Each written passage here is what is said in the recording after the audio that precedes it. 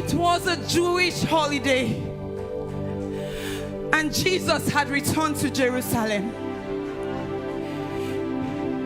Inside the city, near the sheep gate, was a pool called the Pool of Bethesda.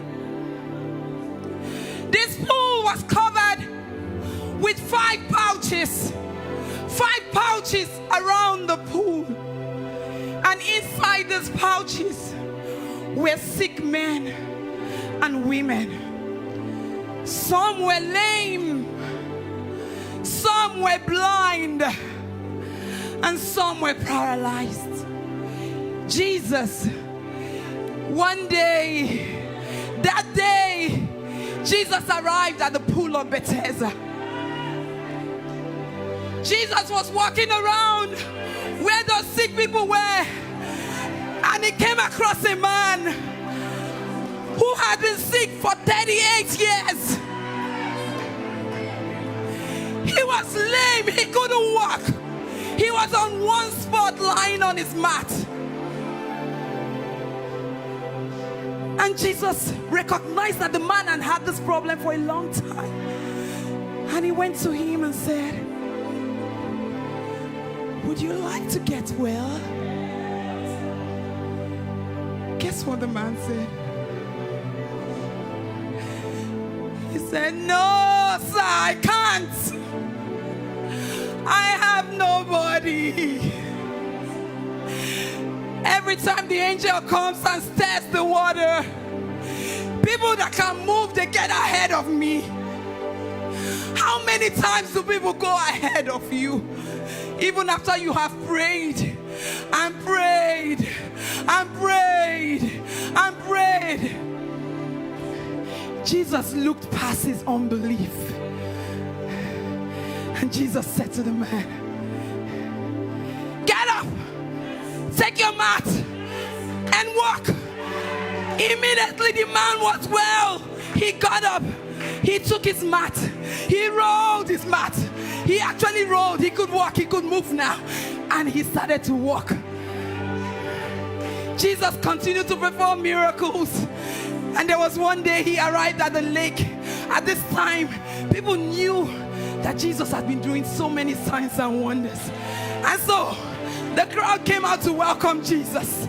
The crowd, they were there. And there was a man. He was called Jairus. He was a leader of the synagogue. Actually, he is Pastor Jairus. And Pastor Jairus heard that Jesus was around. He went and laid before Jesus. And he cried. He pleaded with Jesus. He said, "Please, can you come with me? My daughter, who has been sick for 12 years. She's 12 years old, sorry. She's been sick. I need your help because she's dying." Don't you know ministers of the gospel? Don't you know pastors? Don't you know workers? Don't you know church members that are there serving, but they still have issues?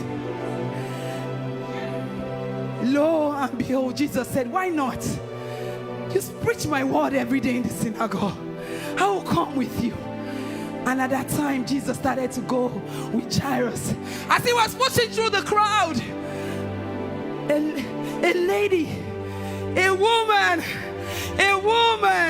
said, "No, I want to take advantage of this opportunity."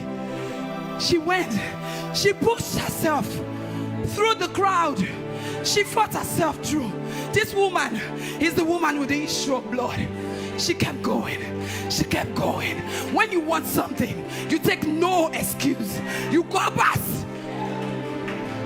She knew that was her day. She knew her time had come. And this man went, this woman, and she got close to Jesus. And she touched the hem of his garment, the fringe of his cloth. Immediately Jesus knew something had happened. Who touched me? Everyone was afraid. And the woman, and Peter said, Why are you looking for who touched you? You are around a crowd. Who wonders who touched somebody when they are around the crowd? And Jesus said, no, there's something about this touch. There's something about tonight as you are watching me. There's something about this touch. Because someone deliberately touched me. He said, I know because healing power has gone out of me. Remember, Jesus was going somewhere. He was going with Pastor Jairus. So even though it looks like the crowd has distracted Jesus, even though it looked like Jesus was delaying to get to where he was going to, this woman was deliberate. She wasn't just deliberate, she was daring to touch him. She was so scared. And when Jesus said, no, I need to find that person that has come to church tonight and decided to touch Jesus in a certain way, the woman immediately, she fell trembling on her feet. And she said, Master, I am the one. I've been looking for doctors. I've been looking for people to help me, but no one has been available. When I heard you were coming, when I heard you were going to be at Agape house, I decided to come. I decided to come so I can touch you. And Jesus said, get up, my daughter. Your faith has made you well. As Jesus was doing that, a messenger from Jairus' house, Pastor Jairus, he came. He was like, Pastor Jairus, don't bother to go. Your daughter is dead.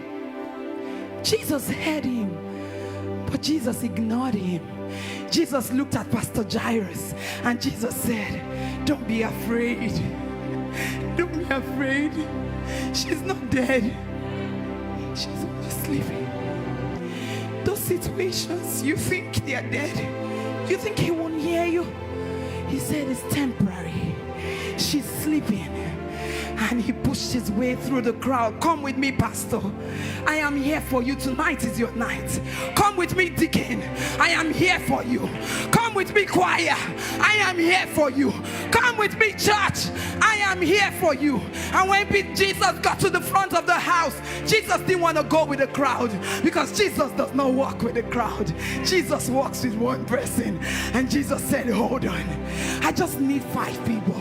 I need Peter, I need James, and I need John, and I need Pastor Jairus, and I need Pastor Jairus' wife. Come on. And he got into the room, and when he was in the house, they said the people, they were crying. Think about that situation. They were wailing because all hope is lost. And guess what? Jesus said, why are you guys crying? She's not dead, she's sleeping. But they laughed. Ha ha ha. We saw when she gave up the ghost. And Jesus said to this lady, to this 12-year-old girl, Talita Kumi, get up, child.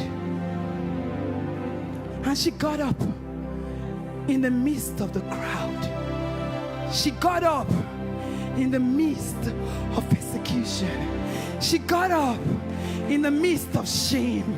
She got up in the midst of pain. She got up in the midst of hopelessness.